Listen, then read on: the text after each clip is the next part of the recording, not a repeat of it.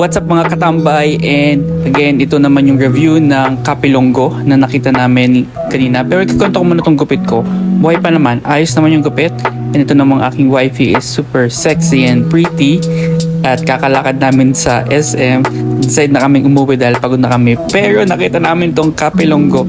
Tong Kapilongo guys is Ilonggo cuisine. And wala akong alam kaya Ilonggo batcho yung in-order ko. Kay wifey naman is lugaw.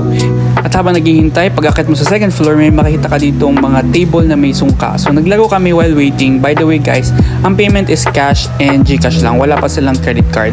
At after namin mag-away at maglaro sa sungkan, ito na nga na-serve na yung batchoy. Tapos yung lugaw at yung maliit na beef tapa. 100% masarap siya.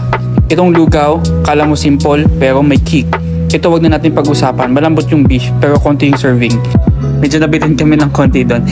Overall sa presyo niya, sakto yung serving dito sa batchoy.